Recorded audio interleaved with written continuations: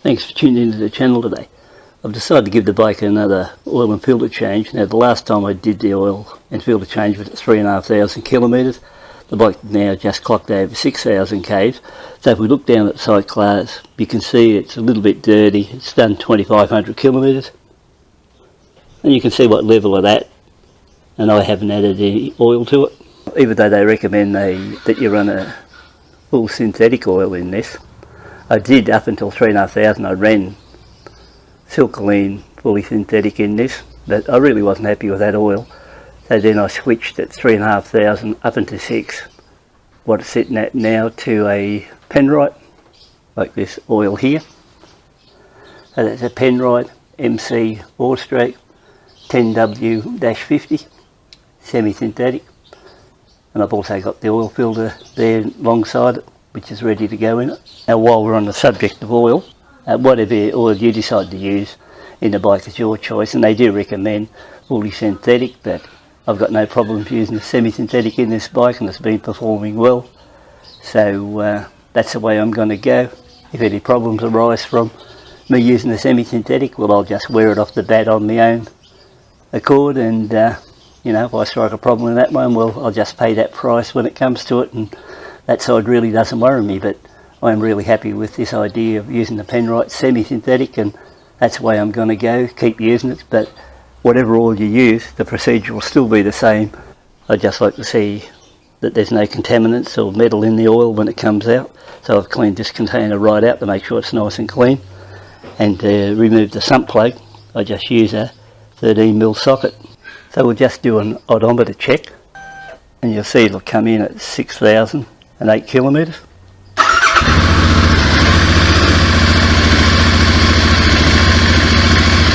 I've got the 13mm socket, so we'll undo the sump plug and dump the oil.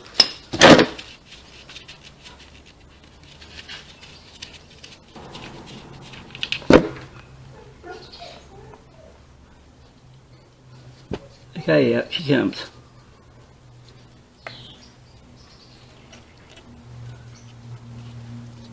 One good thing about it, I noticed on the sump plug, the magnetic plug itself is pretty clean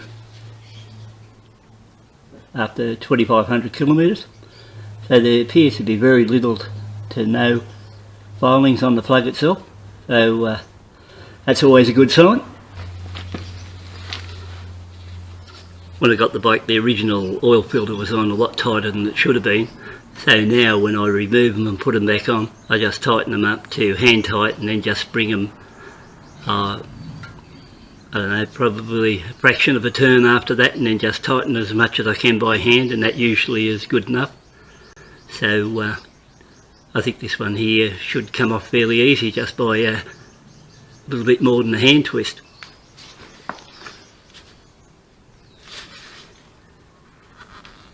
Maybe not, because it's probably a bit warm from that ride, so might just have to have a little bit of a...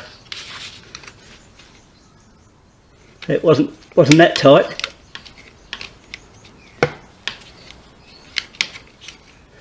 But it's been there for 2,500 and no leaks. So we'll drop it.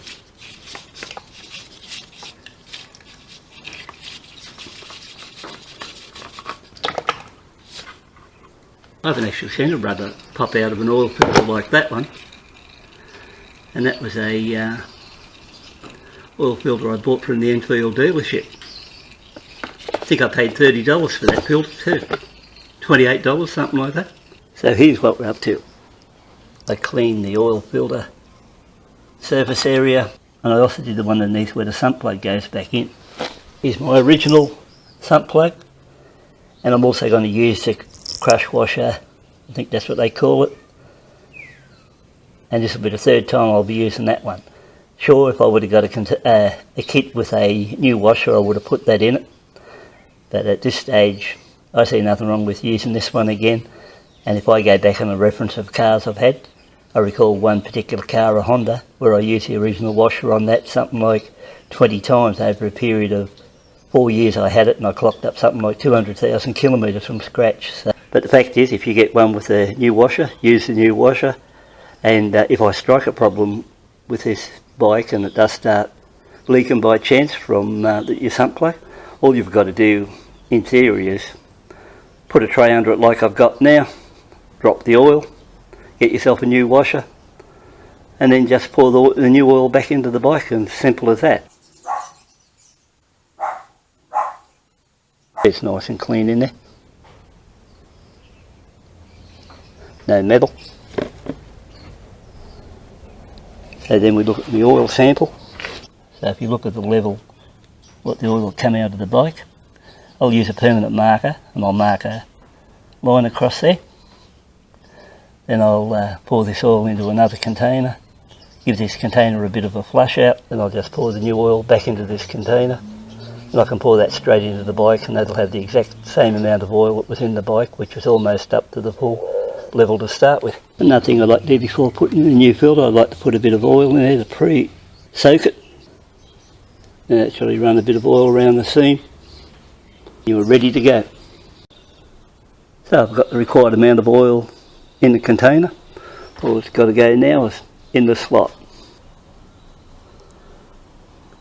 And in case you're doing it for the first time, make sure you got your sump plug and your oil filter back on, or you'll be just doing a run through. Now run through the top and run through the bottom.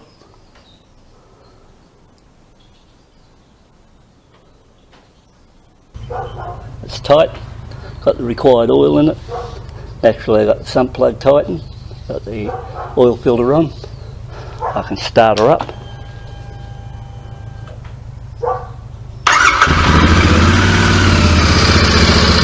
Give it that run for a couple of minutes and then let it settle down. And hopefully if all goes well, for the outlay I've probably spent around about under $40.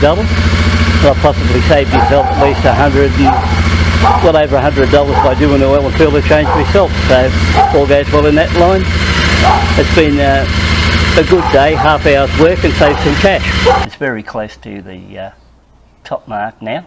Now I'll put the oil in. So I could probably either leave it at that, or I could just add another 50 or 100 mils. I think I'll just add another 100 mils to be safe and take it up closer to that top level, and we'll see how that goes. So I think apart from that, everything should be well, and I'll get out there and test this bike now, and it'll be ready to go out there, and should be all ready now to do that from at 6,000 up to 10,000 kilometre service area, and we'll go on from there. So once again, cheers.